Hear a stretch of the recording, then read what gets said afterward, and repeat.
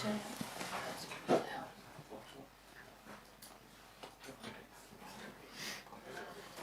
think it turns off at F1 if you want this to do it.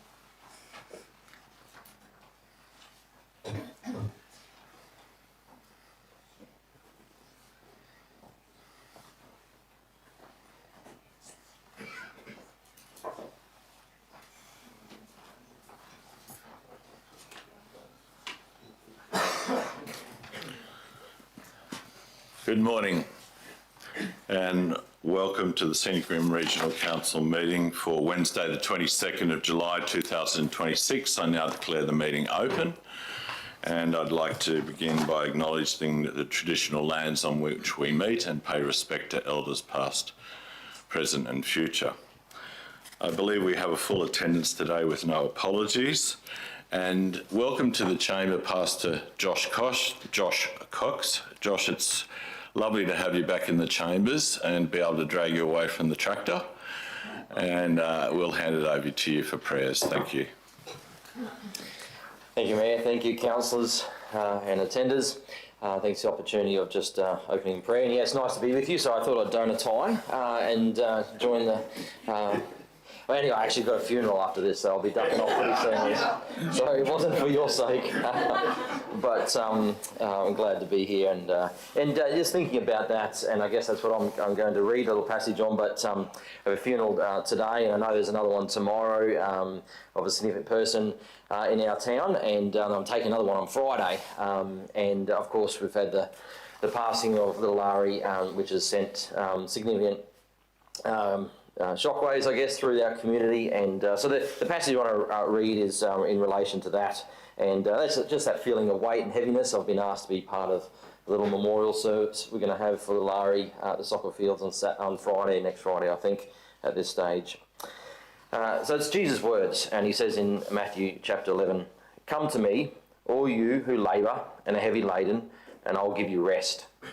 Take my yoke upon you and learn from me, for I am gentle and lowly in heart, and you will find rest for your souls. For my yoke is easy and my burden is light." Let me pray. Lord Heavenly Father, thank you for the opportunity today, for this meeting, for just to pause and to hear those words of Jesus. We acknowledge, Lord, there are moments in our own personal life and maybe in the life of a town in which we feel weary and heavy laden. We thank you, Lord, we can find rest in you. Thank you, Lord, that you are sovereign and understand what we are going through, and we can rest our lives in your hands. So we want to pray particularly, Lord, for this meeting. We ask, Lord, for your guidance in the discussion, decision-making. We pray for wisdom and direction and undertaking for all the councillors and, Lord, for all the staff as well. And we bring ourselves before you now in Jesus' name. Amen. Amen. Thank you, Pastor, and thank you for your guidance and your prayers. And I think the words you selected, shockwaves through a community like ours, is quite relevant. It's truly a tragedy in our community, and it's bringing those communities together that we stand together to get through these difficult times. Thank you very much. Thank you.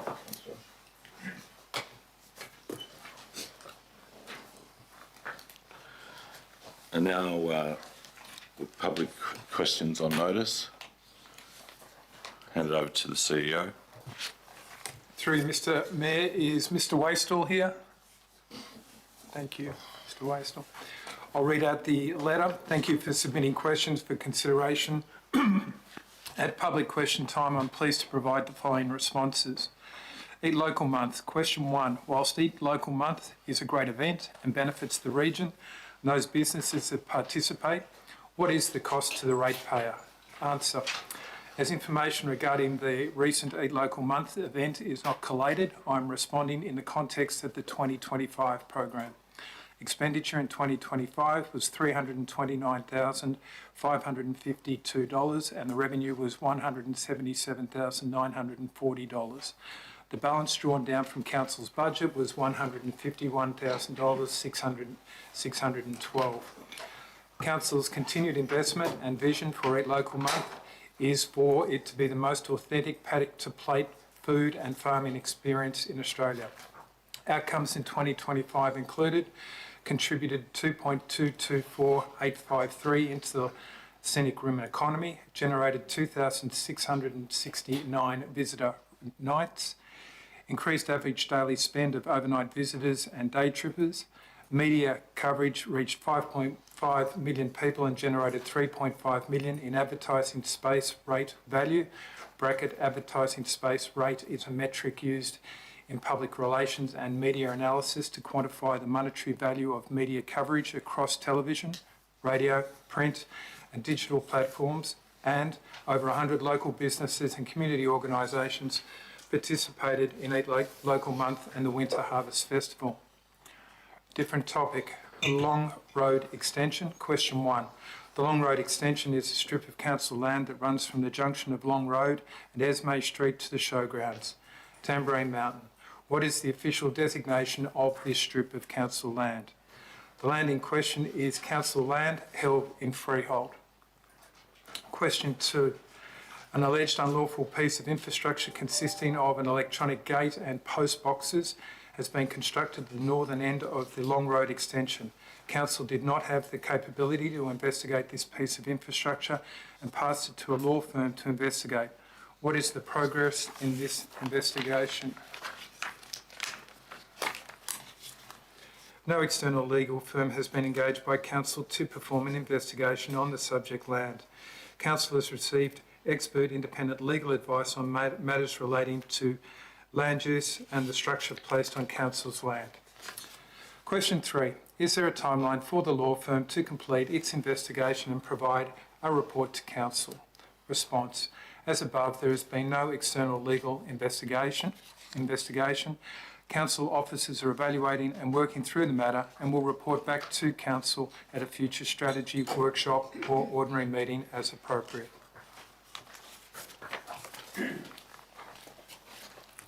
Thank you. There are no declarations of prescribed or declarable conflicts of interest, I believe. No announcements or minutes. No petitions. I now move on to the confirmation of minutes. Could I have a mover for the minutes for the ordinary meeting 24th of June? Councillor Cryer.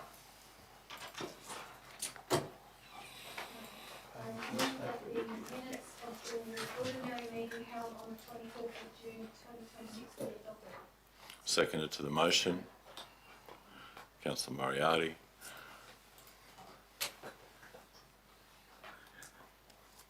Anyone, any questions or arising from that motion? I put it to the members. Those in favour? Carried unanimously. A mover for the special meeting. Councillor McInnes. Yes, Mayor, I move the minutes of the special meeting held on the 1st of July 2026 be adopted. So move. Thank you. Seconded to the motion. Councillor Sanders. Those in favour? Carried unanimously. Move to item 10, business arising. You just hold up for one moment.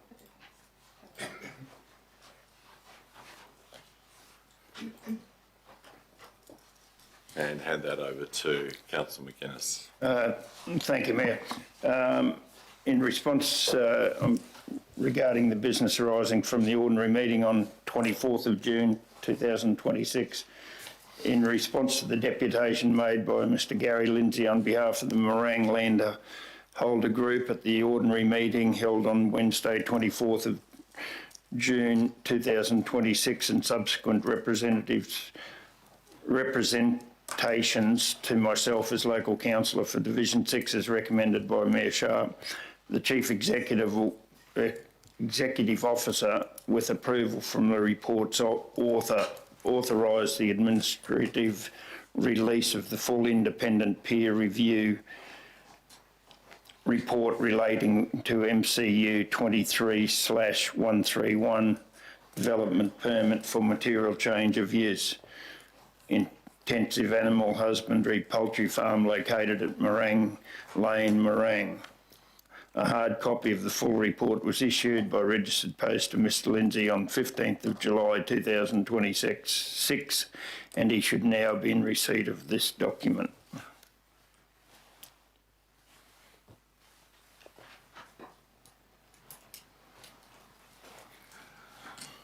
We have, okay, thank you.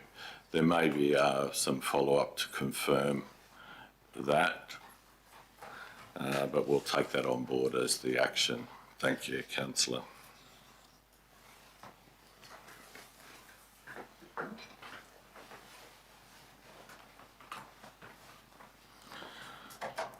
And then now move to item 11.1 and call upon Councillor Sanders. Thank you, Mr Chair. Item 11.1, Councillor Sanders' report on attendance at the Australian Local Government Association 2026 National General Assembly. Move to option 1. The motion is that Council note the report from Councillor Jennifer Sanders regarding her attendance at the Australian Local Government Association 2026 National General Assembly held from 23rd to the 25th of June 2026 in Canberra.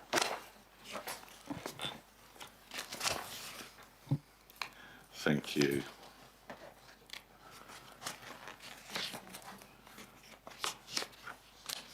Do we have a seconder to the motion?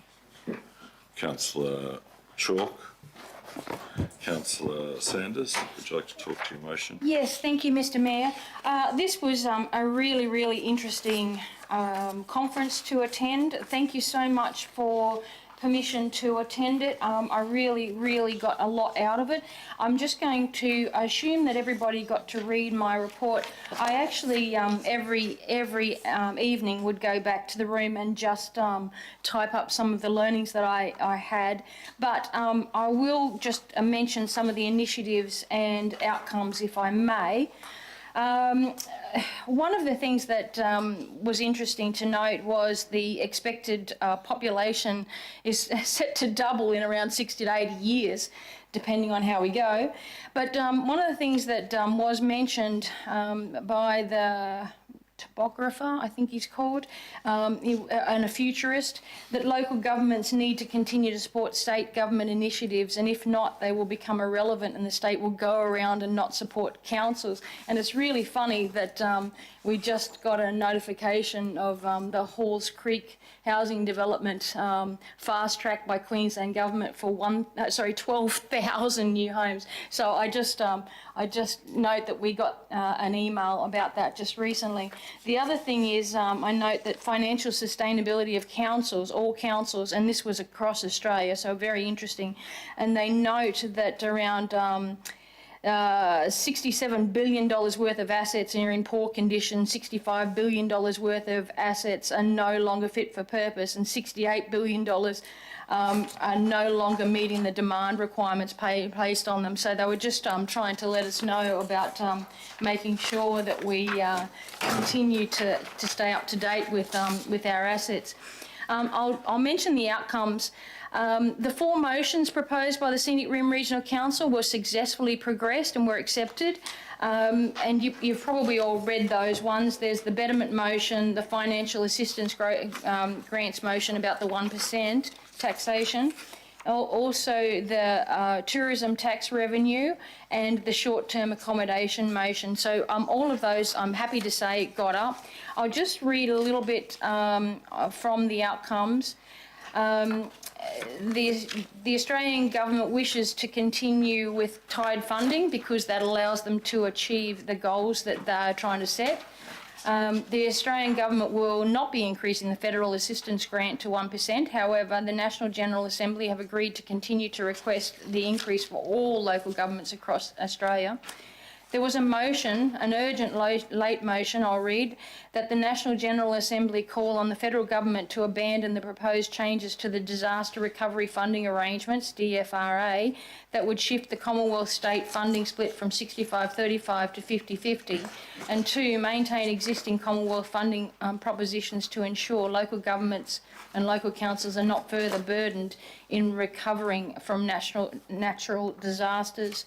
So I refer to item 11.5 that we're coming up, which is on page 58, proposed changes by the Australian Government to disaster recovery funding arrangements. So those are some of the things that I got out of this. My conclusion was that it was a great conference. It was noted that some of the councils had the mayor, the councillors and the executive team at their tables. It was a great team building exercise with many benefits for the participants, and I encourage other councillors and staff to attend. Gives an excellent overview of the reason we're councillors. It motivates us and helps us to do our job better. Thank you.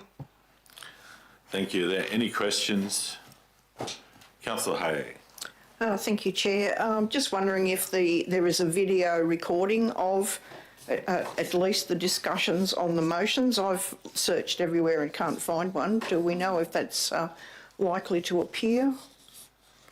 For those of us who didn't attend, it would be good to watch.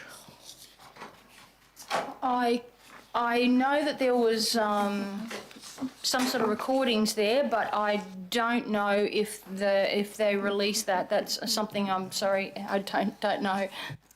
Okay, and Possibly you could take that on notice and follow that up for the councillor. yeah, a further question. I think I noted somewhere in your report that you stated you weren't representing the mayor. What did you mean by that? The Department of Local Government actually flew into the conference and spoke to me before I went into the NGA, and just made sure that whatever I said, that I was not speaking for the mayor or speaking for, I had to actually state that I was a councillor for Division 4 and not speaking for the mayor. So they were happy with that, and they provided that advice before I went in.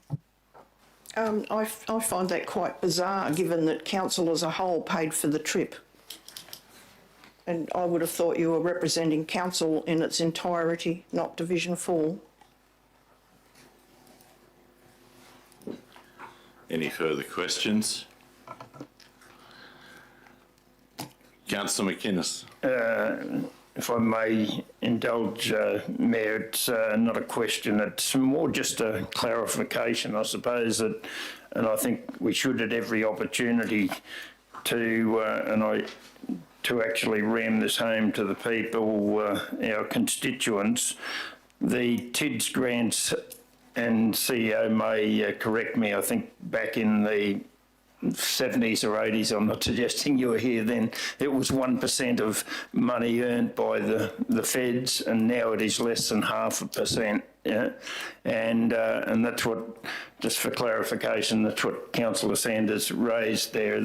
And rightly so, that trying to get that back up to a reasonable level. It's our expenses have gone up just like everything else, and yet as a percentage we're half of what we used to be. So I think it's good to draw that to the public's attention, that it's just how poorly successive federal governments have failed us.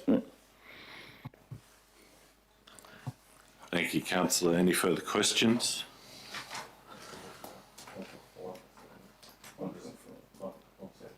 Councillor Chalk. I'm just going off memory here, but I think in the 70s it was 1.5% of national taxation, and in the 90s it was around 1%, and now it's less than 0.5%. So that leads to why rates have had to do what they've done, and why we've got so much pressure with infrastructure, because the federal government's not funding us anymore. So that advocacy work will have to be ongoing, and I guess the importance of it is that, are we going to continue to talk about it? Are we going to get a result? So this is where it becomes important at election time that the voters, the democracy counts and the vote has their opportunity. Are there any further questions? Anyone wishing to talk against the motion? Councillor Sanders, anything further? No, but I did actually mention, oh, I'm sorry, yes, there is something. I just did mention that it's a great team building exercise, and there were some really good discussions that happened around the room, and I would encourage other councillors to attend if you get the chance. Thank you. I put the motion to the members. Those in favour? Motion carried unanimously. I call upon Councillor Chalk to introduce item 11.2. Thank you, Mr Mayor. Mayor, could I, and I haven't got a conflict on this, but just to be open and transparent, I was part of the ECA board for 12 years, so I'm no longer involved in it in any form, but just so for openness here, that I should mention it. Thank you, Councillor. Councillor Chalk. Thank you, Mr Mayor. Yes, I'll introduce report 11.2, which is special or show holidays 2027. I'll take the report as read and move the following motion.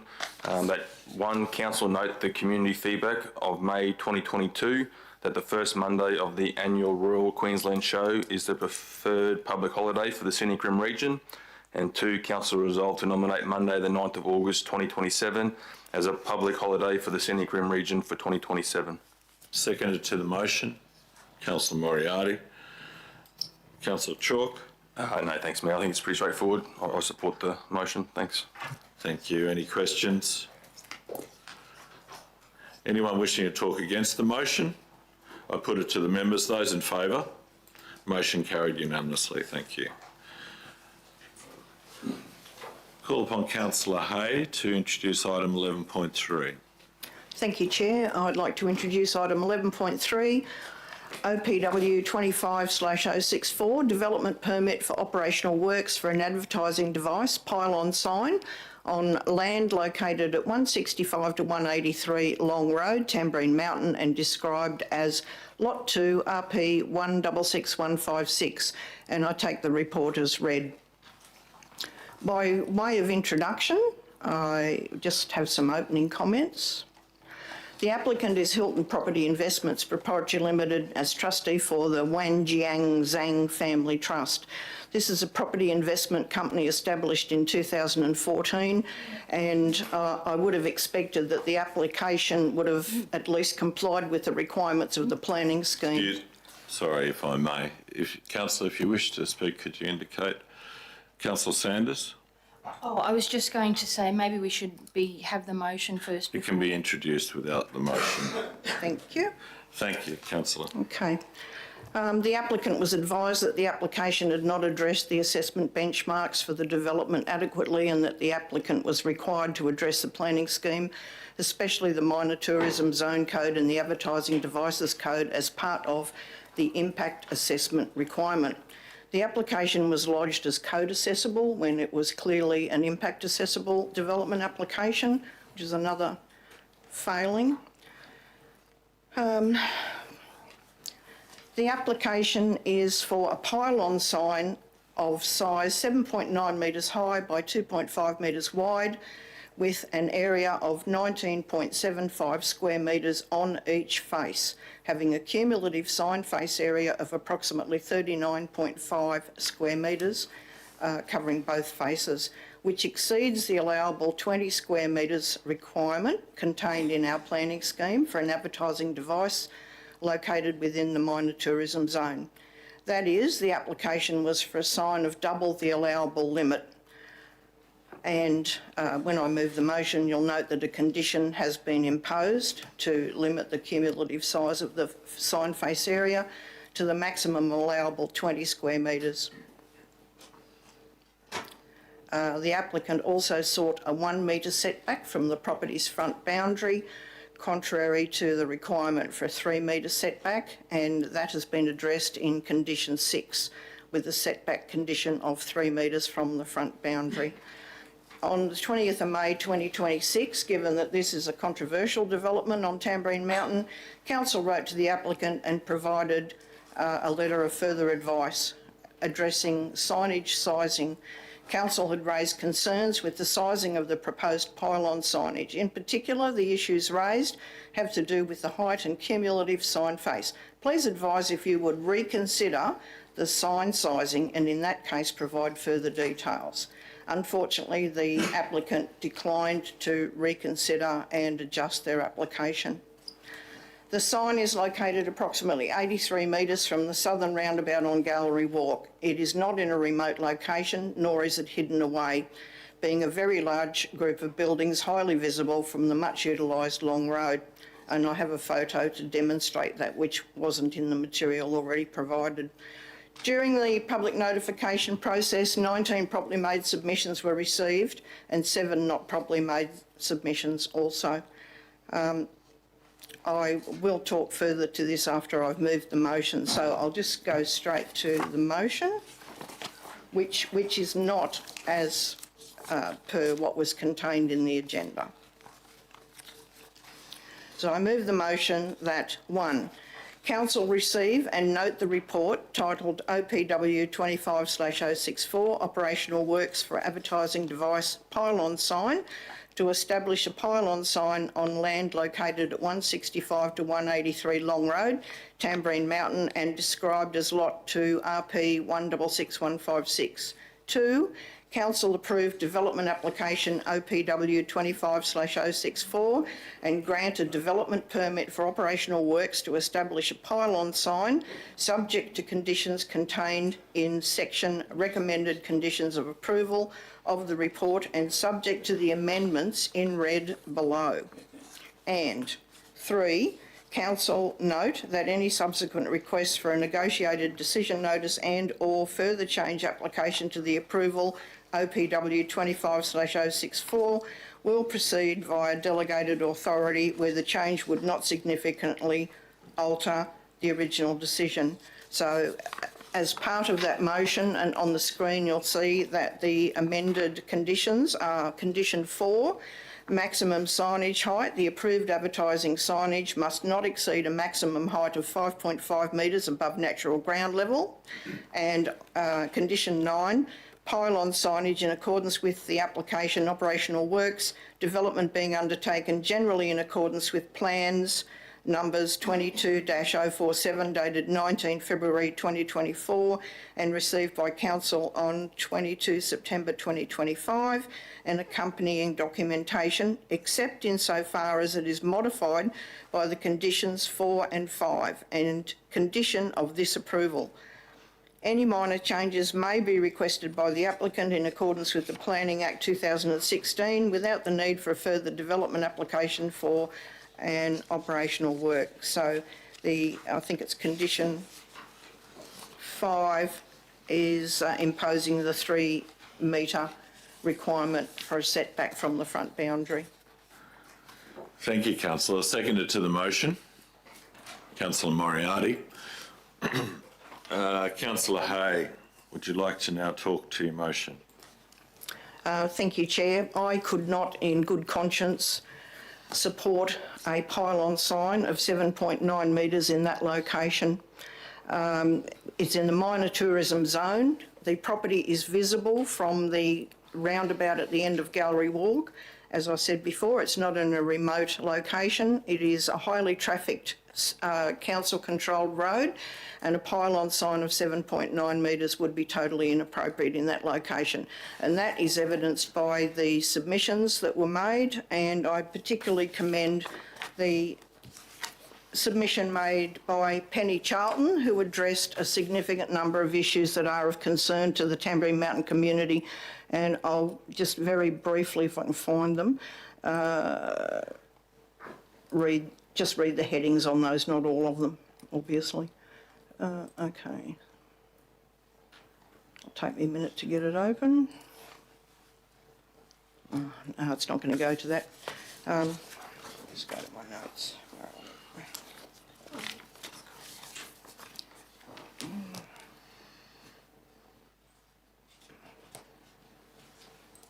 Sorry, my screen had closed.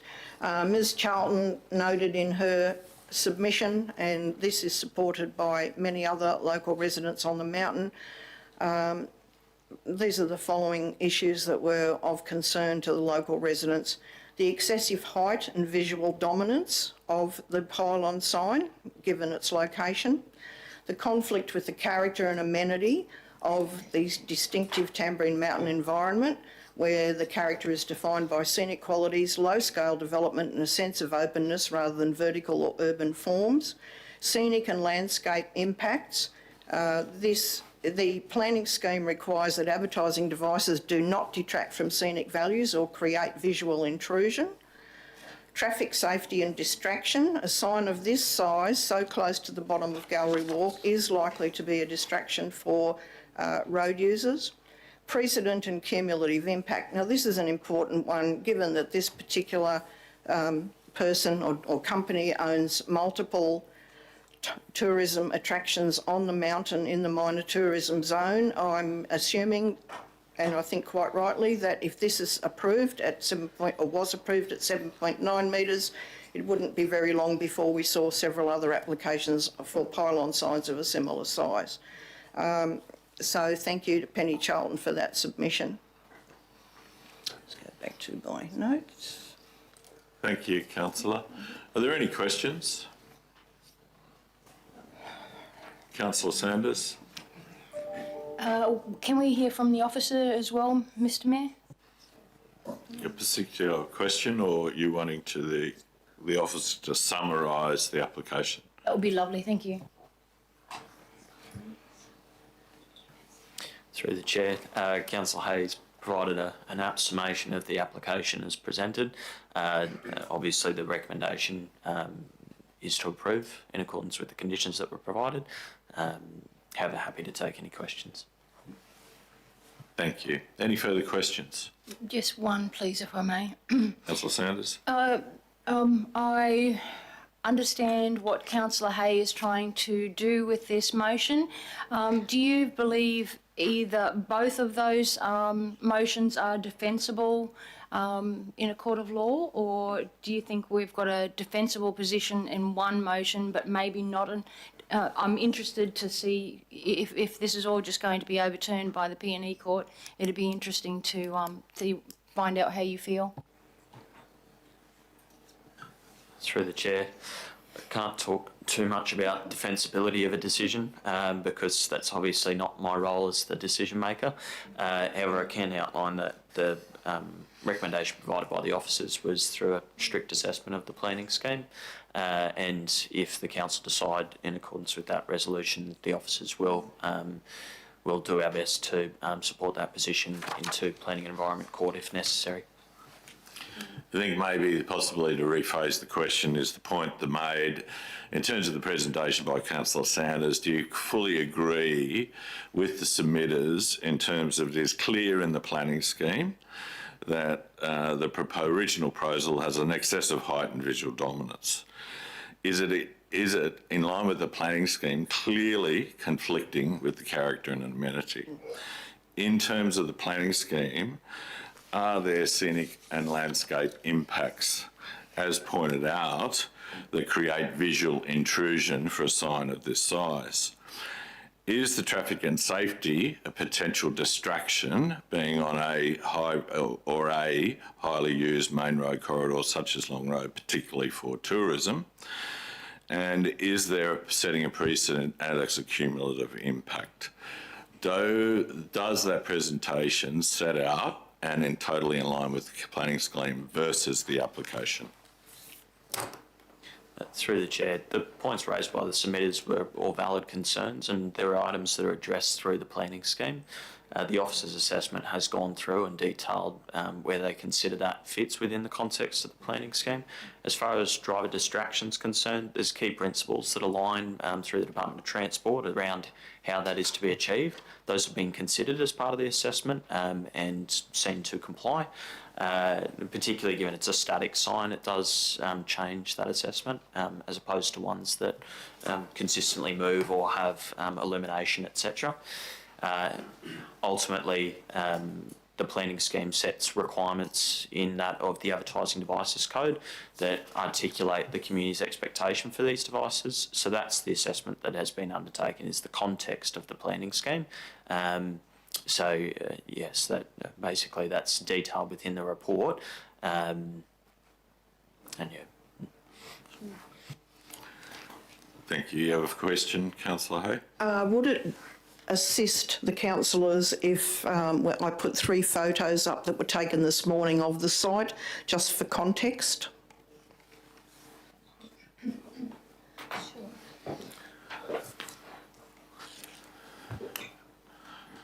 I don't know how you can, we'll accommodate that, and see where it leads. Okay, if we thank can you. Amy, quickly. if you could please put up the photos I've emailed through to you.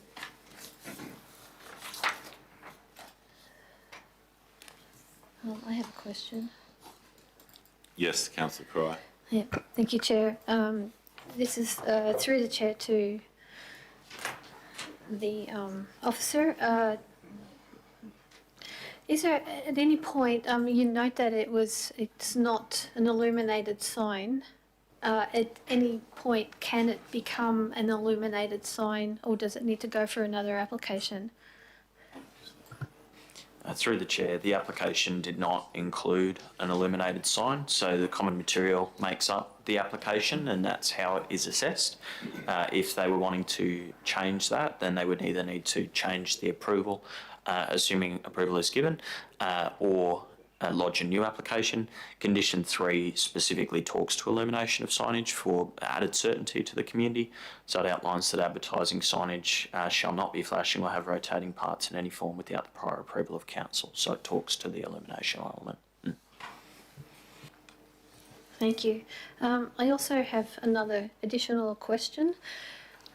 On page 28, under submissions, it is noted that the majority of the concerns of the submitters were regarding the height and size of the pylon signage. And it mentions that this could be overcome if council imposed a condition for the reduction of these 2 aspects. So we note that the size of the face of the pylon is subsequently being reduced, or not reduced, but reduced from what they are requesting.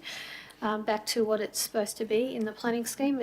So regarding the height, is this not also a consideration given the visual amenity of and the character of the area? Through the chair, I suppose what that portion of the report is getting at is that it's within the council's realm as assessment manager to be able to regulate those aspects and consider them through an assessment of the planning scheme. So it's really just outlining to the council that those options do exist and have obviously been afforded or taken in this instance. Well, thank you. I'm glad that those options exist. Councillor. Thank you. The photo that's on the screen at the moment, the roof of the car at the front right-hand corner is actually entering the lower roundabout at the bottom of Gallery Walk. The very large tourism-specific sign behind it is, it only contains 1 advertisement for anything supposedly contained on the subject site, and that's the cheese factory. Now, the cheese factory's been non-operational for quite a long time. At least half of the premises are vacant. I went there this morning and had a look. The two large restaurant and cheese factory facilities are both vacant and have been for a long time. If the developer or applicant was serious about advertising signage being an essential item, surely they could have addressed the fact that this sign is incorrect. If you see the blue for lease sign in the background, the bottom left-hand corner of the sign, that is located on the subject property. So you can see that this is within spitting distance of Gallery Walk. It does not require a 7.9 metre pylon sign to gain attention. So next photo, please. Maybe if you can just draw your examples, they've got to be tied to the planning scheme. Yeah, okay, all right. Just for context, the white car under the sign is actually on the subject property. So it is literally less than 80 metres from Gallery Walk. And the final one, thank you. That is the roundabout at the bottom of Gallery Walk, and you can see the tourism sign straight behind it. Thank you.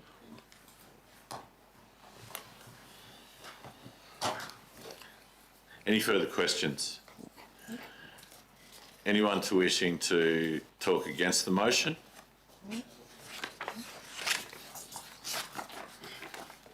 Councillor Hay, anything further? Yes, thank you. Let's get to the right screen. Can we please go back to the motion?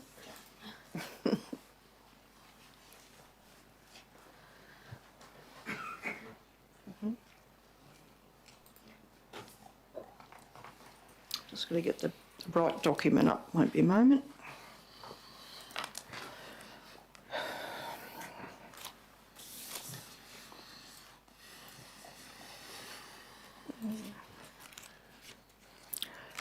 The applicant did provide a response and stated that it was respectfully noted that development applications are assessed on their individual merits, having regard to site-specific conditions, zoning, surrounding context and the applicable assessment benchmarks of the Scenic Rim planning scheme.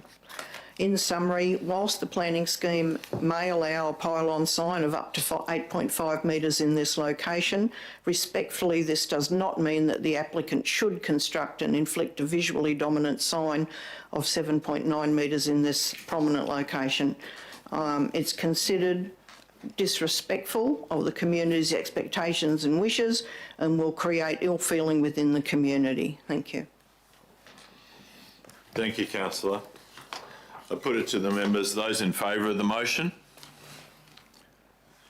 Carried unanimously. Thank you. You'll get I thrown out. now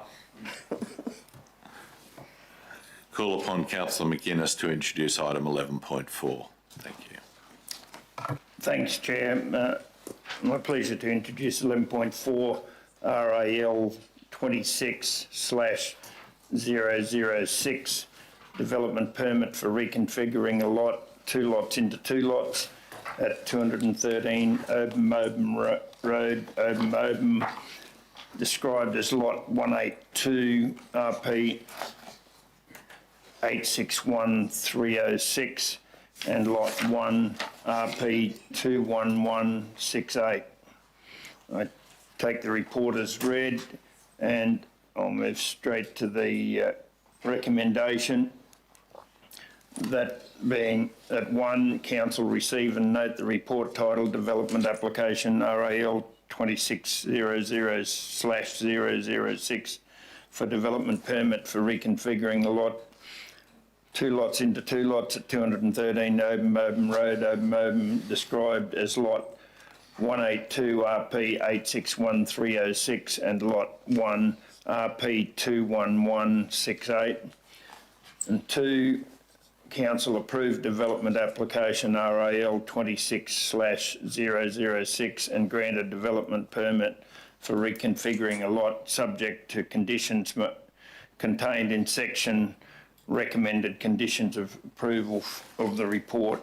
And 3, council note that any subsequent request for a negotiated decision notice and or change applications to the approval RAL 26/006, as well as any administrative corrections to the conditions will proceed via delegated authority where the changes would not significantly alter the original decision.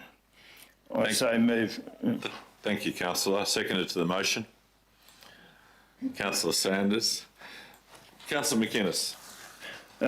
Yes, Mayor, this property is it's still a farming property, and the title that was as it now stands is in part of the farming area there where it's used, and I think it's a sensible idea to be moving it up to the back corner, while it's still, they do farm that quite. It'll be a smaller block of land and it's non-intrusive on the farm compared to what it is there now. So I think it's a sensible relocation of titles, and I don't think it's really going to affect anyone too greatly in any form. Thank you, councillor. Are there any questions? Councillor Hay. Thank you, Chair. Through the Chair to the officer, given that the aerial photos that were provided with the report clearly show that the location of the now proposed small lot is currently under agricultural production and cropping, that was quite evident that it's actually being used for that purpose. Does this not add to fragmentation of arable agricultural land in our region? Through the chair, the existing block to the south takes up about an extra couple of thirds of land that's used for that purpose as well. So in this instance where I suppose all of the land is able to be utilised, we look to find a location that is at least going to be impacted as part of those operations and try and reduce the smaller lot to make sure that the larger block that's created is capable of continuing to be used for those agricultural purposes. So in this instance, that's why that's been determined.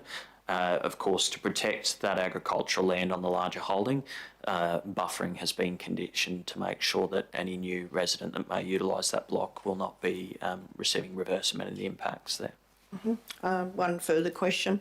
Given the now reduced size of the smaller lot, what possible uses could any potential purchaser put that lot to? Through the chair, they would be primarily limited to residential purposes and associated agriculture. It's at a hectare is about sort of size that is hobby farm at best, in my opinion. But ultimately, the broader outcome of achieving a larger holding is why the proposal was considered desirable against the provisions of the planning scheme. Any further questions? Anyone wishing to talk against the motion? Anything further, Councillor McInnes? No, thanks, Mayor. I put it to the members. Those in favour? Carried unanimously. Thank you. Call upon Councillor Moriarty to introduce item 11.5. Thank you, Chair. I'd like to introduce item 11.5. I'll take the report as read. 11.5, proposed changes by the Australian Government to disaster recovery funding arrangements. I'll take the report as read and move the motion as presented, that Council sign and promote the Queensland Government petition opposing the Australian Government's proposed disaster recovery funding arrangements reforms and associated changes to disaster recovery and resilience funding, and promote the petition within the Scenic Rim community. 2, Council delegate authority to the Chief Executive Officer in accordance with Section 2571 of the Local Government Act 2009 to prepare and lodge a formal submission with the National Emergency Management Agency opposed to the proposed reforms. 3, Council formally oppose the proposed Australian Government disaster recovery funding arrangements reforms and authorise Council's position to be communicated through Council communication channels and local media. And 4, Council authorise the Mayor to write to the local federal member and Queensland senators requesting that they oppose the proposed disaster recovery funding arrangement reforms.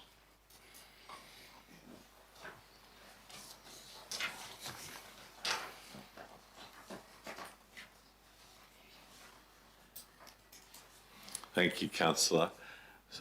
Seconded to the motion. Councillor Sanders. Could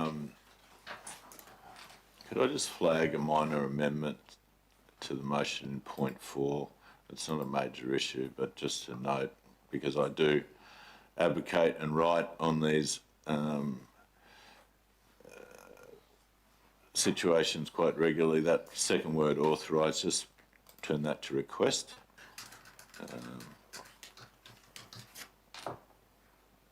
As I have already been engaged in advocacy in relation to this, I'm not sure that authorisation is necessarily needed, given that that is my role anyway.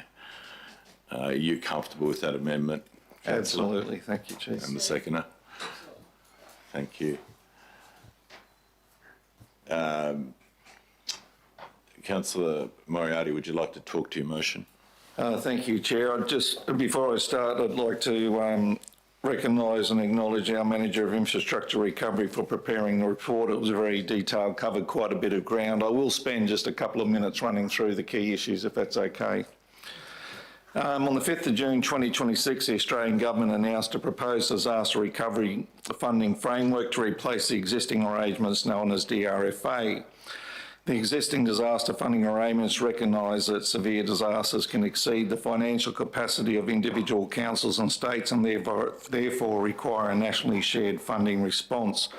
This is particularly relevant to Queensland, which has a very high exposure to natural disasters and therefore very applicable to the Scenic Rim region, which is frequently impacted by natural disaster events and is heavily reliant on DRFA funding administered through the Queensland Reconstruction Authority for the cost of reconstruction, repair and betterment of infrastructure and to carry out its disaster operations.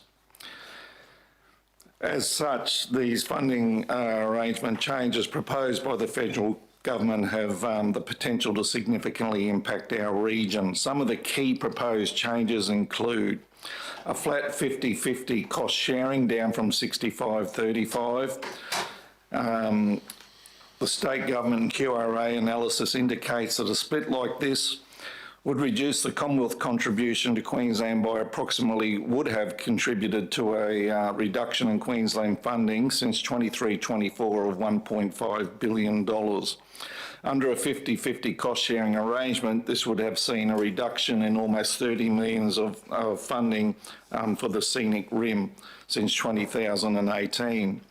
A reduction in Commonwealth funding reimbursement of this magnitude will create financial pressure through reduced program availability, tighter eligibility, delayed approvals, lower betterment contributions, or future requests for council co-contributions. Councils there should focus on preventing unfunded liabilities and preserving adequate national support for catastrophic and repeated events. The second item is the Queensland Government and Queensland Reconstruction Authority advice raises concerns that standardised assistance packages may replace or constrain locally tailored Category C and Category D measures that have traditionally provided flexibility where standard restoration assistance is insufficient. This includes support for community recovery, primary producers, small businesses, not-for-profit organisations, local economic recovery in exceptional circumstances. Therefore, councils should advocate that the replacement framework retain a clear and timely mechanism to support these processes. The third key item is betterment.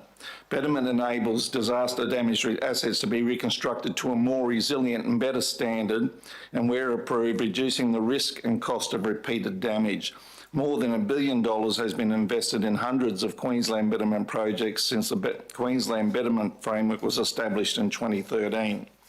The Commonwealth has proposed a resilient infrastructure scheme providing funding of up to 15% of eligible reconstruction expenditure on a 50-50 cost shared basis.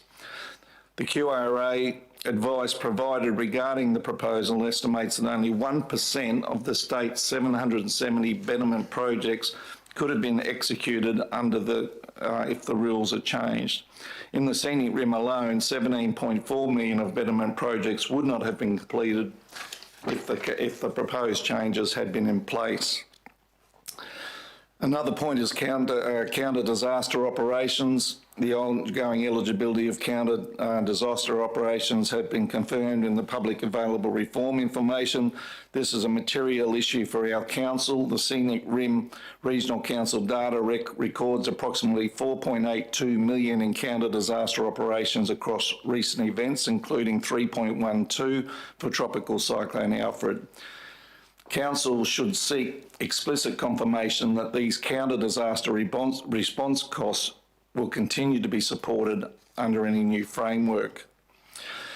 Another concern is the higher disaster eligibility and activation thresholds going from $240,000 to $2.7 million. These changes would exclude smaller but locally significant events from national disaster funding, even where the financial impact is material for a regional council. From a Scenic Rim perspective, the Queensland bushfires from September to December in 2019, which attracted approximately $1.27 million in disaster funding, would not meet the $2.7 million minimum criteria, and hence would not have received funding under the current or proposed arrangements. If counter-disaster operations and local disaster centre costs are excluded under the replacement framework, equivalent future costs would need to be met from council revenue unless another funding mechanism is established, disproportionately affecting smaller regional councils like ours.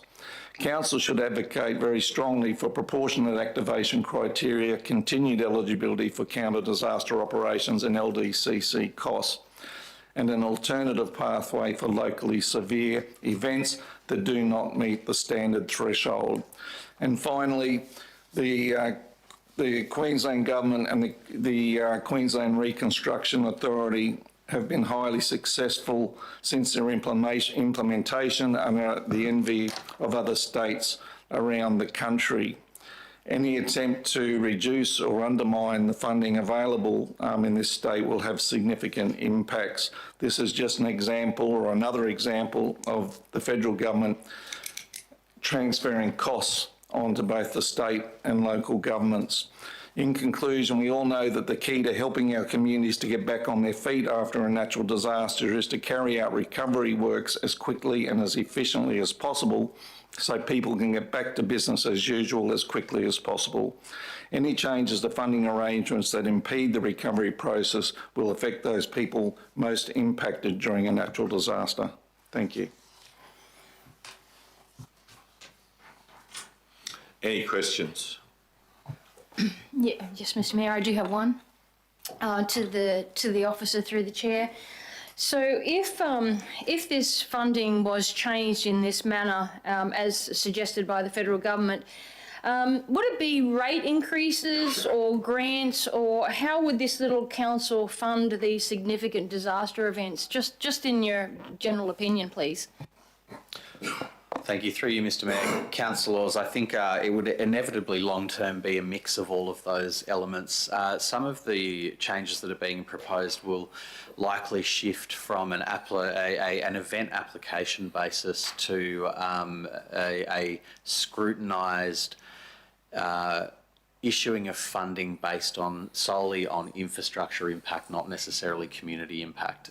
Councillor Moriarty and the chair of the LDMG has summed it up pretty well in that there are costs through what's called counter-disaster operations and betterment funding that will no longer be directly funded through the new arrangements. That'll leave a shortfall of around $200 to $300 million across the state of Queensland as that funding is reapportioned across multiple states.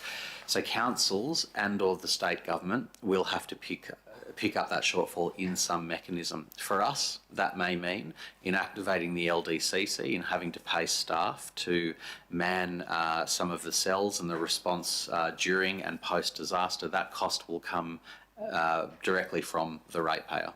In some mechanism. Whether or not there are other grant funding opportunities is still yet to be seen and announced, and that's something that we'll have to work through. There is a very strong push. I'm very passionate about this, as I know our Manager of Infrastructure Recovery is, a very strong push across Queensland, given the system is very well run here.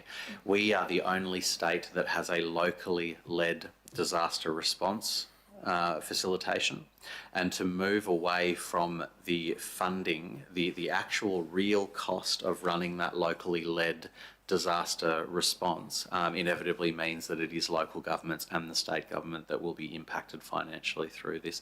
I might ask if the manager has any further comments you'd like to add specifically through the research that you've done. No, nothing really to add apart from what James and Councillor Moriarty already touched on in terms of the LDCC costs having to be borne by council potentially, and probably the main one of note was the Sarabar fires in 2018, 2019. They wouldn't have met the current activation thresholds, the new proposed one of 2.7 million. So I believe we received $1.2 million worth of funding for those that disaster event. Under the new thresholds, it wouldn't have reached that threshold activation. So that's all. One question, I guess, if so this is at the federal level, we're seeing what's happening in Australia. We're also seeing, you may have been here for the earlier conversation in relation to pointing out that the financial assistance grants has deteriorated since 1970s, I think, brought to the attention by Councillor Chalk and Councillor McInnes, from 1.5% down to where it is today. So all that advocacy work and all those attempts, for whatever reason, hasn't worked. Here we are in 2026. It's been a complete fail, or the federal government's closed their doors on listening to any form of advocacy. So it'll be interesting to see where we land. So looking outside Australia and in climates where there is weather impacts known historically, such as Japan, such as San Francisco, are there any examples or takeaways how they have to work or how they work on a different model? Through you, Mr. Mayor. Look, it's not a body of research that we've specifically done in the context of the proposed changes here, but both the manager and I probably have experiences having travelled and seen how infrastructure and disasters are managed in other parts of the world. I think you'll find that for the most part, outside of maybe Queensland and then the United States, they're not led at a local level. So it is a response that is undertaken through either a federal or state level emergency and response services, which in effect means that councils or local governments do not bear the level of responsibility that we do in Queensland. That will inevitably mean that response can be drawn from things like state emergency services, even the ADF and military in some cases. We know that in Queensland and across Australia that's been largely removed. The ADF do not respond to disasters for the most part anymore, whereas 10 years ago that was sort of a common occurrence. Look, if it was of value to council, it is a body of work that we could look at doing, particularly in providing responses to any submission. We've drafted the bones of a submission at the moment, so if council were to resolve the recommendation here, those are elements that can be added, as well as numbers that we're currently running through as to impacts from a local context. Thank you. Councillor McInnes. Yes, Mayor, I know it's not really a question, but it was, completely agree with the resolution put forward, but I just look at the effect that it's going to have on our state, the number of disasters we have here, and so that's going to have a flow-on effect to us at any rate. So it's that alone, let alone the changes to what they've done, and knowing quite a number of the northern councils, and we think we have will be affected badly, in which we have, but I just shake my head in where they might end up. Some decent cyclones, and having been involved in a couple of cyclones up there for farmers, if it wasn't for the federal help, if this stays a distance, I just fear for those councils whether they're really going to survive after a big hit. Have another question.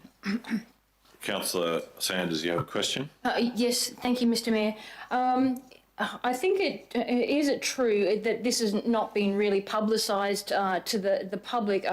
My question is that, one, I don't believe it's been publicised to the public, and that the public really understands the effect on how this will happen with council and how it will affect rates. But also, when we do our submission, we'll be including examples of where and how much our council will be affected by this.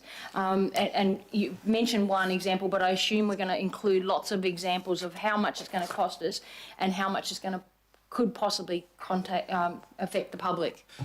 Through you, Mr Mayor, yes, Councillor, that would be the intent. We've been, both the manager and myself have been in contact with QRA. We've reviewed the LGAQ position.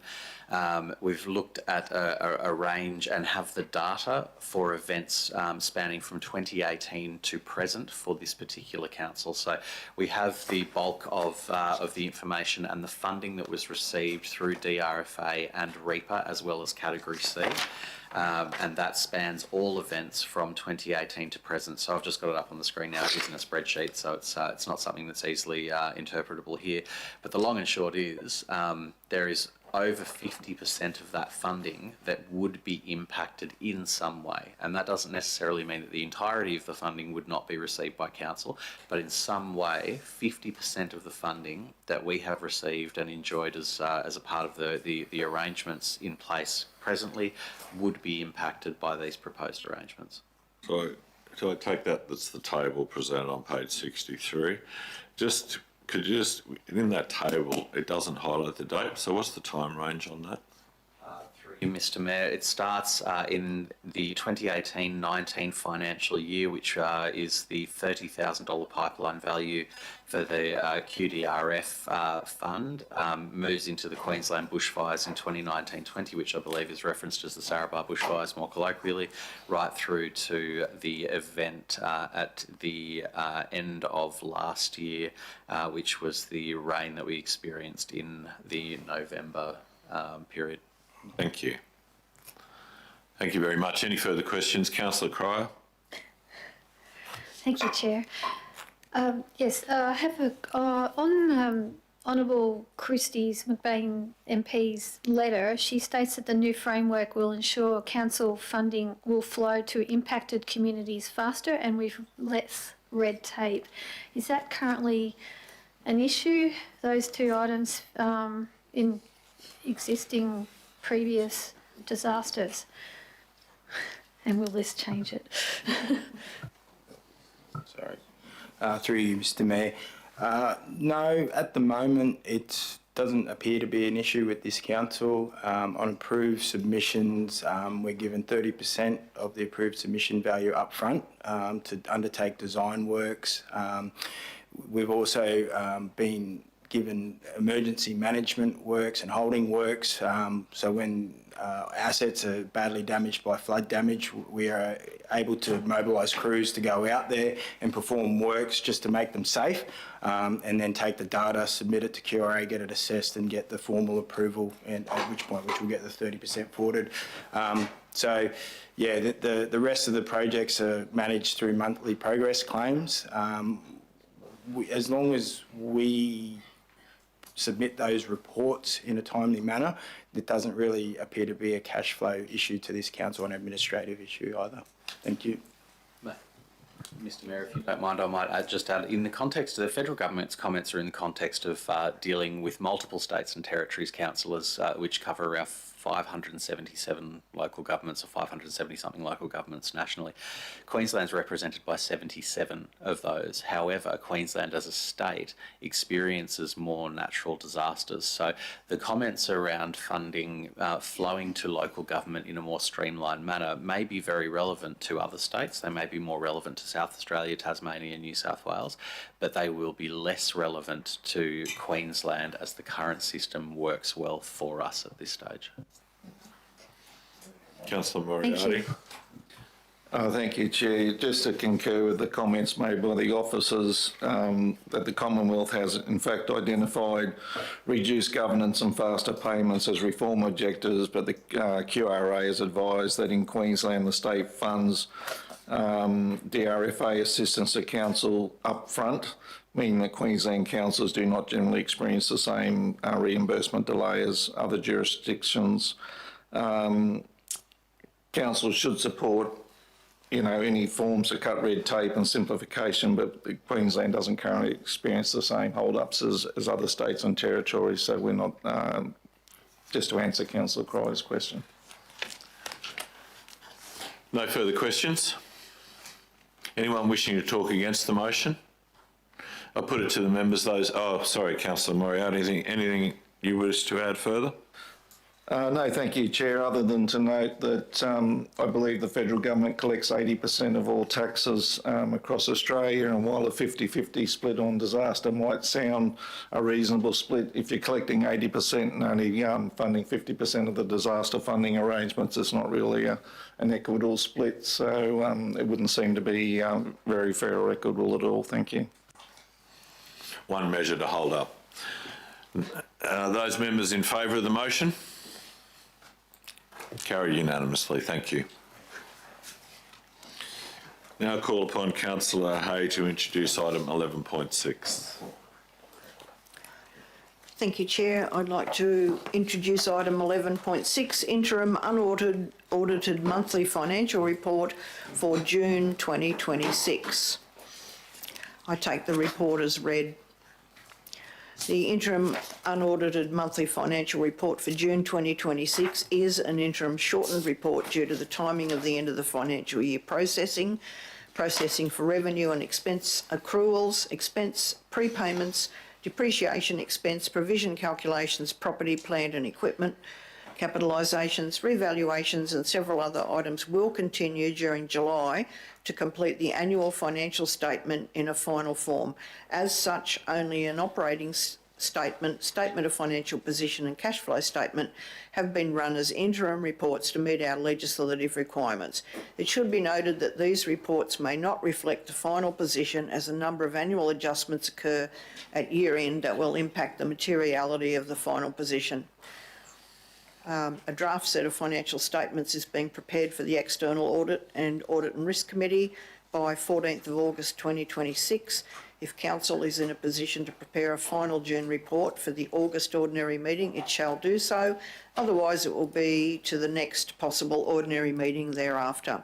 The Executive Leadership Team has reviewed the interim unaudited monthly financial report for June 2026, and through the Chair, I call on the Director of Corporate and Community Services to provide an update on the Council's financial performance and position as reflected in the unaudited monthly financial report for June 2026, and to speak to any anomalies. I've also got one question from the public, which is, could the Director please explain the unallocated cash at bank figure and why it is so high? Do you want to put the motion first, Yep. Councillor? Okay, I'll get to that if I can find it. Okay, and the motion is that Council receive and note the interim unaudited monthly financial report for June 2026. Thank you. Seconded to the motion, Councillor Moriarty. You've introduced the item. Did you want to speak to No, thank you. questions in relation to the financials? Councillor Hay? No, only what I just mentioned, thank you. Would you like me to respond, Mr Mayor, to Councillor Hay's request? If you can, there were quite, and I take on board the summary was read out, and appreciate that we've just gone through a budget process, it's end of financial year, but there are obviously sizable anomalies in the comprehensive income statement. Did you want to talk to each one of those, or I'll hand it over to you, or we're going to obviously get a further update that will detail the final outcome? Yes, you will receive a final report that details the final outcome. I'll make a couple of observations against what Councillor Hay introduced for the report. Of note that does materially impact the accounts is the prepayment of the financial assistance grant for 26-27 from the federal government through the state government, and also the prepayment from the state government of the state waste levy. Those payments were physically received in the 25-26 financial year. As a result, you'll see the actual for the net operating surplus is about $8.4 million. That is obviously a reflection of the additional cash that's been received. It has been noted that these are only interim financial statements.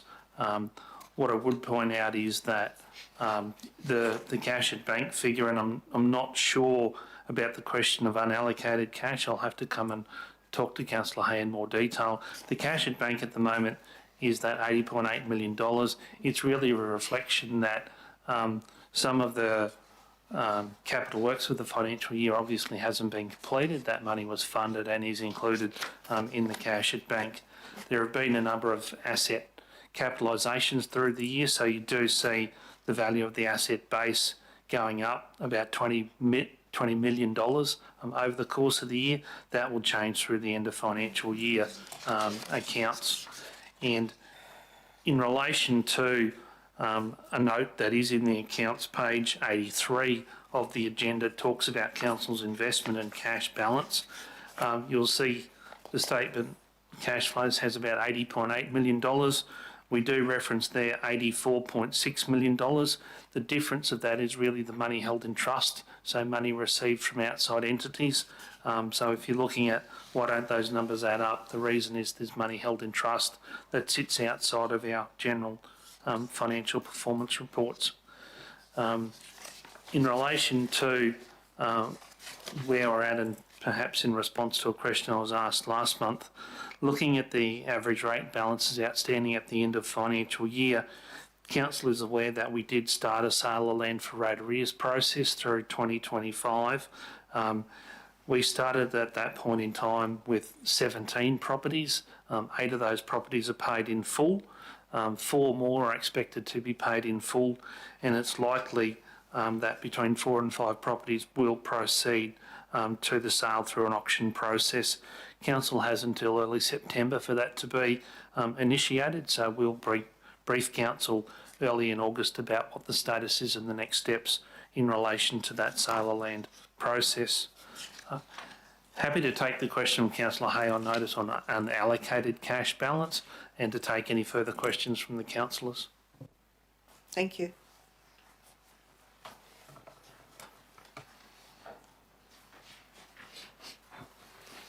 Any further questions? Councillor Moriarty.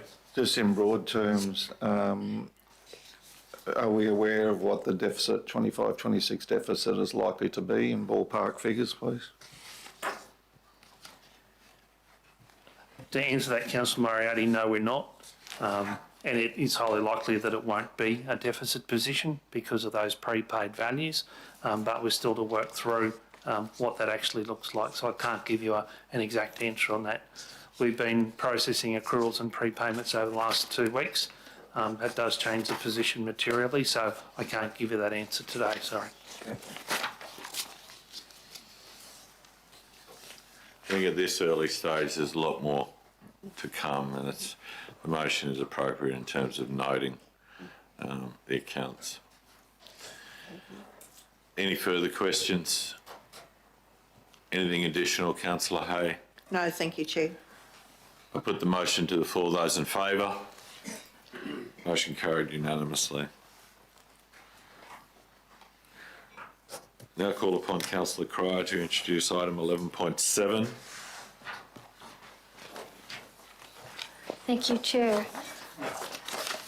I would like to introduce item 11.7, RAL 25/052, development permit for reconfiguring a lot, subdivision of land, 2 lots into 74 lots, 2 stormwater lots, new road, park and a balance lot on land at 28 Ellis Street and Tubber Street, Beaudesert, described as Lot 1 SP 305026 and Lot 2 SP 305026. I take the report as read. I'd like to move the motion that 1. Council receive and note the report titled RAL 25/052 Development Permit for Reconfiguring a Lot, subdivision of land, 2 lots into 74 lots, 2 stormwater drains, new road, park and a balance lot on land at 28 Ellis Street and Tubber Street, Beaudesert, described as Lot 1 SP 305026 and Lot 2 SP 305026. 2. Council approved development application RAL 25/052 and grant a development permit for reconfiguring a lot subject to the recommended conditions as outlined in attachment 6. And 3, council note that any subsequent request for a negotiated decision notice and or change applications to the approval RAL 25/052 as well as any administrative corrections to the conditions will be processed via delegated authority where the changes would not significantly alter the decision. Thank you. Could you also note in your motion the intersection upgrade conditions, please, councillor? Yes, we, in the conditions, there is a Maybe you can read them amendment. out there on the screen for you. Is that not part of the recommended second? Oh, okay. Yes, okay, so for number 2, council approve development application RAL 25/052 and grant a development permit for reconfiguring a lot subject to the recommended conditions as outlined in attachment 6 and subject to the amendments in red shown on the screen. Intersection upgrade conditions 56, intersection upgrade, provide the traffic upgrades as detailed in table 4 to 26. Summary of recommended traffic upgrades for intersections 4, 5 and 1 as referred to in table 4 to 26. RAL prior to submitting the plan of survey to council for approval. Thank you, So councillor. moved. Second to the motion, and councillor Sanders. Councillor Cryer? Thank you, Chair. Council is in receipt of a request by the applicant for a change to their original proposal for a development permit to reconfigure 2 lots on land at Ellis Street and Tubber Street in Beaudesert, which is within Division 2, for 100 lots to now be divided in, reduced down to 74 lots. So this development application is to reduce the number of lots proposed from 100 to 74 and increase the minimum average lot size from 517 square metres to 700 square metres. This subdivision of land now also includes the addition of 2 stormwater lots, a new road, a new park and a balanced lot. Subsequently, the development footprint of the proposal has only marginally increased with the addition of a park adjacent to the southern stormwater drainage lot. The subject site also contains easements which are in benefit of a distribution entity or a transmission entity, as it is within 100 metres of a substation and which therefore required an advice agency response from Energex.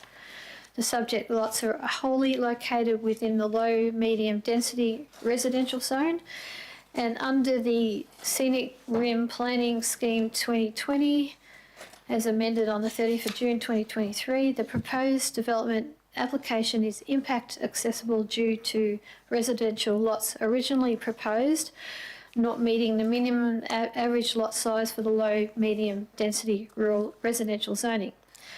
It is interesting to note that no submissions were received for this development application, which was publicly notified from the 26th of March to the 20th of April this year. Thank you. Thank you. Questions? Councillors? Councillor Moriarty?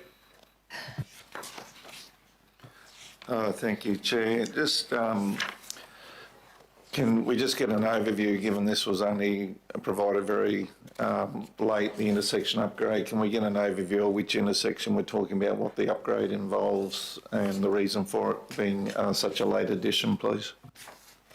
Thank you. Through the chair, I acknowledge that this was a late addition. Initially, it was an oversight to not include it in with the conditions, but it was the intention to include it with the conditions package for this development. These recommended upgrades came from the original preliminary approval from the traffic impact assessment that was done at that time, and from the traffic counts and the traffic studies that were done in mid-2025. These recommendations here were for intersections 4, 5 and 1, which is, I'll point them out in a minute. They are the recommended upgrades, which we are conditioning now. The timing for them was identified to be with the next reconfiguration of a lot or material change of use that's lodged where the access is to Alice Street. So hence why they're included with this one. So the intersections that we're talking about, I'll talk about the first one, intersection number 4, and that is the intersection of Brisbane Street and Edward Street.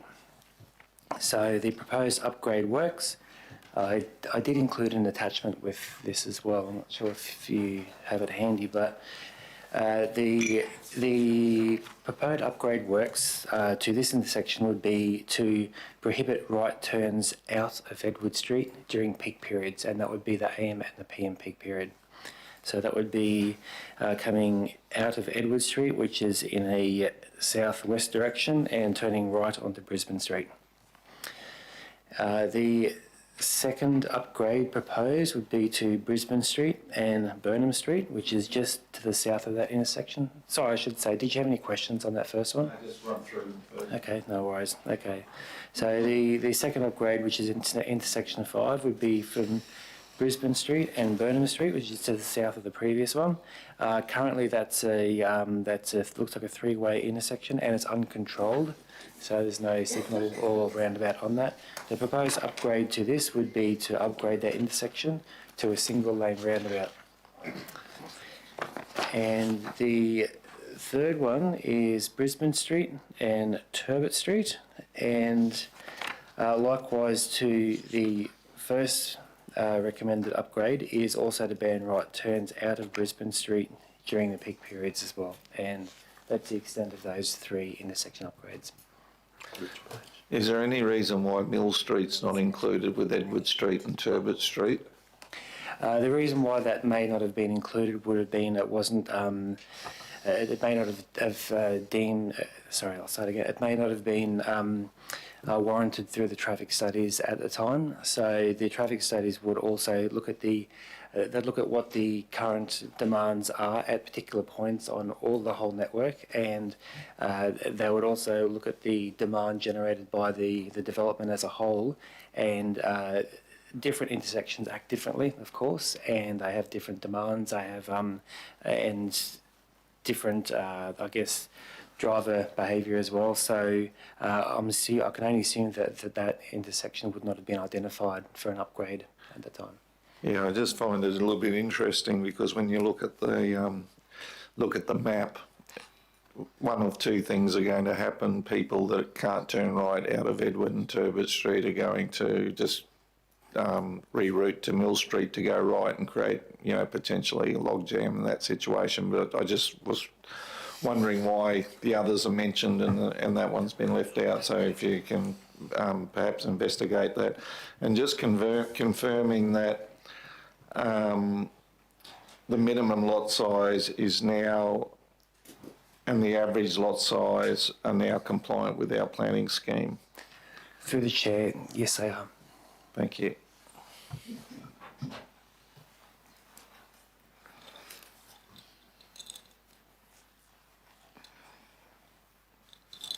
Thank you. Sorry, I was just trying to catch this amendment. Councillor Sanders? Yeah, I do have a question. I was just thinking this would be quite a controversial type of development, so I thought there would have been lots of public submissions. Can you just confirm the advertising for the public that may not be reading this report? Just confirm how many days of public notification there was and how many submissions we got again, please, if you wouldn't mind.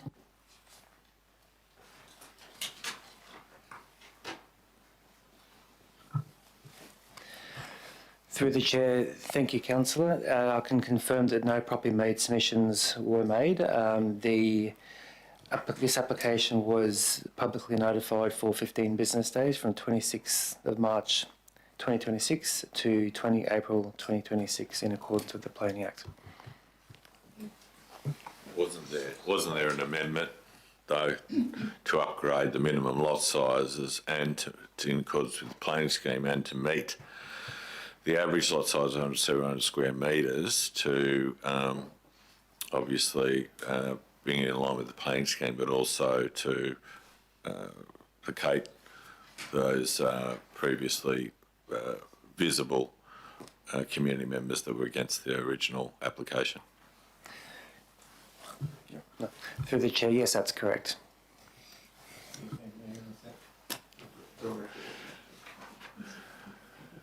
Director. Thanks, Councillor. Just inquiry about the Mill Street intersection. Were you concerned about vehicles coming out of Mill Street and turning right to go north? I'm only raising the question because during peak times there's no right turn out of Edward and Turbot. Mill is connected to both those streets, and in between both of those streets turning on to Brisbane Street. So I'm just raising it. I was curious as to why the same condition was not being imposed on Mill Street as the other two streets. That's the only basis for my question. We're talking Mill Street, just north of the intersection. Mill Street, yeah. So there's a concrete median strip there that doesn't allow turning out of Mill Street right to go north towards the high school. So that's an existing, there's no right turn existing. Correct. Thank you. No, I wasn't aware of that. Thank you.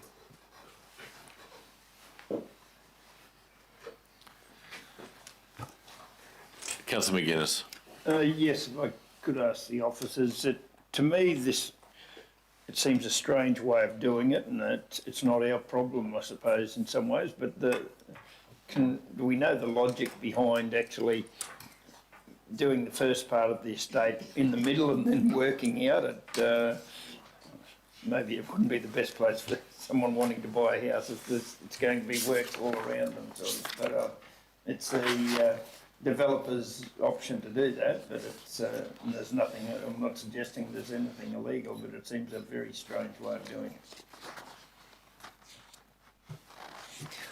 Through the chair, thank you, councillor. This, as I understand, is stages 7 to 10 of the development. The first stages 1 to 6 were provided on the current western side of this development, which will connect it to Alice Street as well. It's still in the middle of the of what's left. Through the chair, I suppose the various overlays that exist over this site have sort of dictated the location initially. This is a portion of land that's relatively unconstrained for the most part, and the consultants have indicated that they're doing those broader assessments to make sure that those matters are dealt with sensitively and appropriately for the community. So whilst I suppose it may not make as much sense on paper, there are reasons behind it.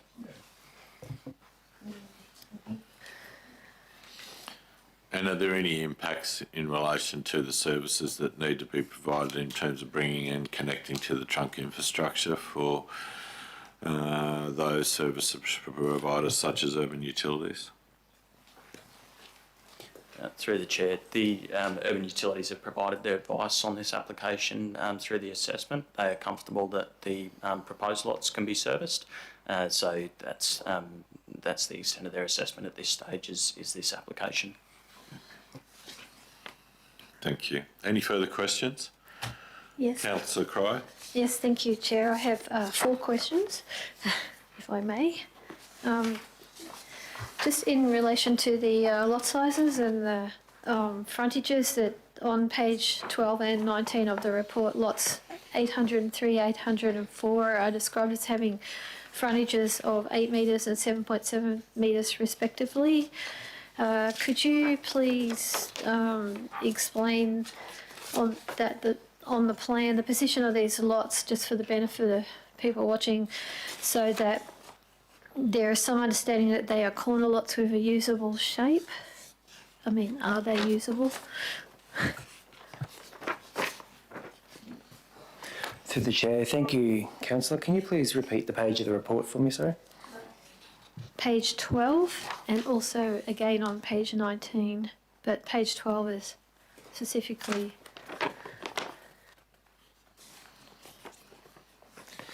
And the lots you were referring to was lot 803 and 804, is that correct? Correct. Okay.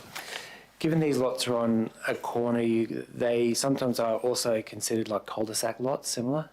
And given the alignment of the road shape there, doesn't really, it doesn't always, I guess, permit a lot frontage that would be otherwise on a straight road. So these kind of lots are quite common, and there's, as a town planner, I wouldn't see anything strange or untoward to that. And given the lot sizes and the lot frontages there, I would say they would be quite usable for the purpose, yes. So the visual amenity will be maintained. In my opinion, yes. Thank you. On page 14, the report states that the legal point of discharge requirements will be met via discharging into the drainage reserve in the southwestern corner of the development, commenting that there will be no increased nuisance or adverse effects to neighbouring properties. And so it's considered that the discharge location satisfies the requirements of achieving a lawful point of discharge. So noting that the stormwater management plan has not yet been approved as part of this application, which is due to the minor change now being put forward that includes the additional proposed park area not taken into the original consideration. When is the plan likely to be approved? Will it be after the requested application approval is given, or is that part of the detailed design to be provided with the operational works application? Through the chair, thank you, councillor. You're correct on the second part there. It's not unusual for these to be conceptually approved. So generally, they would look at things like the sizing and make sure the capacity is suitable, make sure the discharge is also suitable for a lawful point of discharge, but also to make sure that there's no downstream nuisances or no upstream obstructions or anything like that. So that aspect of this application was assessed and was considered to be sufficient. The reason why they don't always approve a stormwater management plan is because they are generally conceptual, and they make sure that the high level aspects of that which I just spoke to are considered satisfactory, and the detailed design will come down with the operational works permit, as you alluded to. Thank you. My third question. The report states in relation to street trees that the landscape concept plan indicates a minimum of 1 tree is to be planted generally every 15 metres on page 16 on both sides of the proposed internal road network. To ensure that the proposal will comply with the regulation with respect to walkable neighbourhoods, the report states that a condition can be imposed. So will the condition be imposed, or is there a need to impose is there an actual need to impose it? And out of interest, is there any information on the mentioned proposed future waterway? Through the that people chair, walk past. as far as street trees are concerned, condition 28 conditions those requirements in accordance with the regulation. That's our standard condition for land that's in an urban area. Are you able to repeat the second part of that question? Sorry.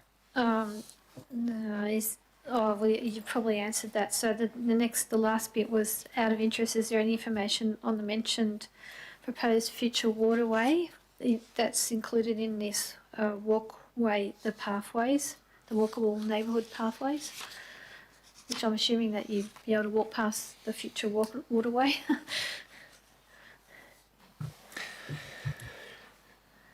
Through the chair, so can you just repeat that question? Sorry. Do you have any information on the mentioned proposed future waterway? Proposed future waterway.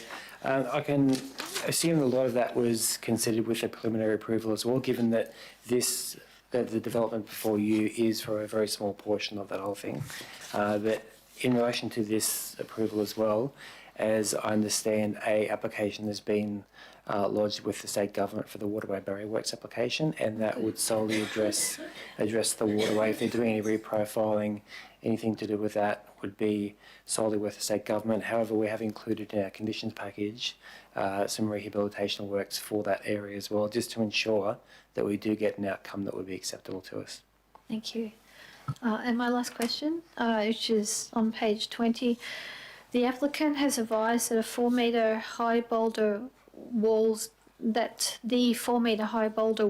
facing the future open space are designed to be above the 1.5 metre step as previously reviewed and approved by council in another application with a 1.4 metre batter in front. Could you please explain this requirement in terms of visual amenity, safety, and how accessing between the tiers and providing a single structure rather than a multiple independent wall will reduce the maintenance requirements? Because I find that interesting. Through the chair, thank you for your question. That's an interesting question. The addition of the boulder retaining wall is seen to be an extension of the existing one. So having a different structure there would obviously, from an aesthetic point of view, would look quite different. And it would be a bit of an unusual sight, I would think, from my experience of other subdivisions as well. A single boulder retaining wall would have less maintenance requirements for a tiered retaining wall as well. For council, so that would be a benefit for us as well. And a single boulder retaining wall, it's a pretty strong structure. I'm not an engineer, so I can't really attest to those standards, but I would assume it's a lot. It would be a lot more aesthetically better for us, a lot more easier for us to maintain as well than a tiered structure would be in that location. Plus, it continues on from the existing approved one as well, so it can create a very uniform landscaped approach there as well. Thank you. And just finally, in the condition for table 4 to 26, as this was given to us very late, what page on the report is that? Because I was having trouble locating it. Through the chair, I did send an attachment to be included with this. I can only assume it was... This one? That's correct, yes. Thank you. So just for your information, the intersections I alluded to before is in row 1, 2 and 4 of that table. Thank you, I can see that. Maybe you can talk to us about the traffic management report, noting that, and correct me if I'm wrong, that under the current situation, the numbers are going to exceed Scenic Rim's acceptable levels, but that's going to correct itself in the fullness of time when the southern and eastern access points are developed.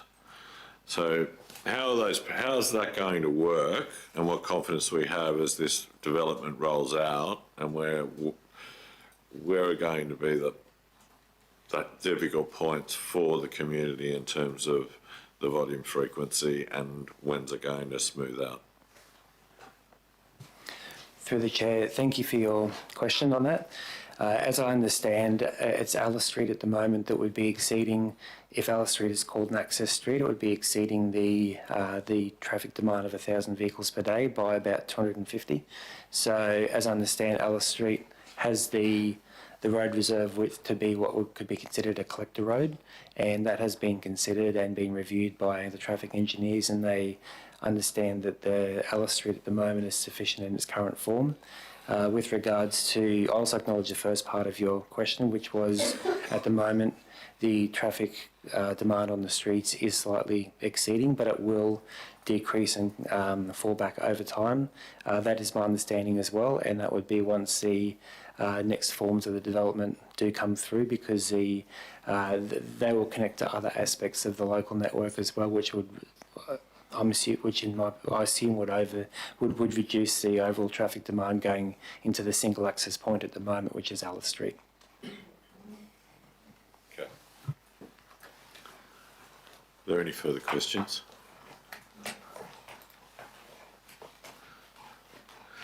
Is anyone wishing to talk against the motion? Councillor Cryer.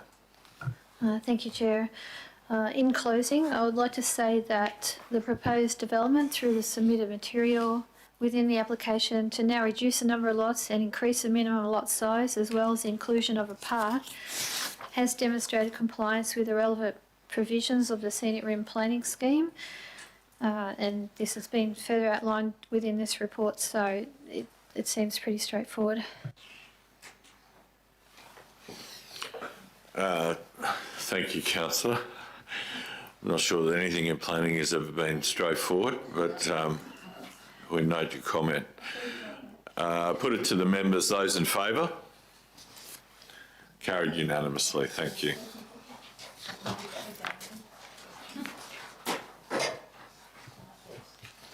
Can I have a motion to go into confidential, please?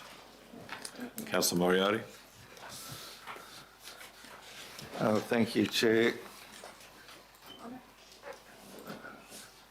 I'll just move that in accordance with Council standing orders for council meetings policy and the provisions of section 254J3 of the Local Government Regulation 2012, Council close the meeting to public to discuss confidential items as follows. 12.1, leasing of council freehold site 2 to 8 Pine Street, Canungra, close section 254J3G, as discussions will be held about negotiations relating to a commercial matter involving the local government, for which a public discussion would be likely to prejudice the interests of the local government. Thank you. Seconded to the motion. Councillor Sander. Those in favour? Carried unanimously. Thank you. We will look to come back on the half hour. Thank you. We'll adjourn.